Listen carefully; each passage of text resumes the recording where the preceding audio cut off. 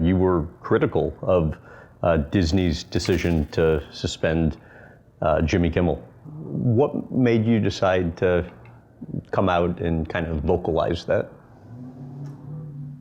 Well, I did it with the advice of my wife, who said, don't do it. I did it with the advice of Matt Traub, who's around here somewhere, who said, you're playing with fire. The only person that wanted me to do it was Breck, who's around somewhere, and his wife, who really wanted me to do it. I just was finally fed up with universities, law firms. I left law firms that had made deals with the administration. I thought that was bad. I didn't think I had any voice anymore, really, so it didn't matter what I did. And there was a Peter, Paul and Mary song, Where Have All the Flowers Gone, which was an anti-Vietnam song. So I just wrote out, Where Have All the Leaders Gone? I liked that, and I just did it on instinct. 3 million people contacted me the next day. Really? 3 million. Why? They just thought it was the greatest thing in the world that somebody finally stood up. And all these celebrities. I don't know if I broke the dam. I don't know whether I began the snowball. I don't know whether it would have happened anyway. I don't know, because I have not talked to Bob about it, whether or not they would have put him back on just as they did. I have no idea. I just was, it wasn't that necessarily that Disney had done this, although it was my alma mater.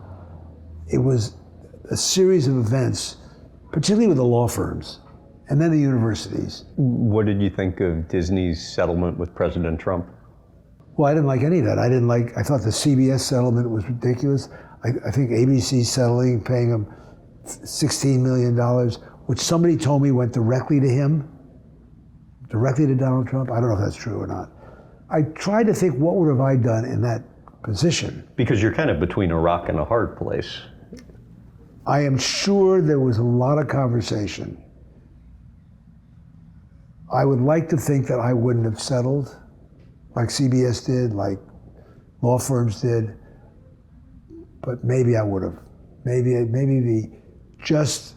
the taking away your funding or not letting you buy a company, it wasn't the money, because the $17 million for Disney is meaningless.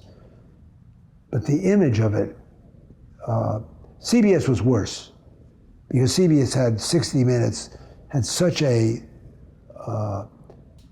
gold standard of news that I know they wanted to get, Sherry Redstone wanted to sell the company. Barry and I were actually looking at it. We made an offer. Why didn't it work out? Because Ellison has more money than anybody. I think he's the third richest man in the world. So you're not going to outbid them. But them settling to get that deal done, in the long run, maybe it made sense, but it was terrible for 60 Minutes.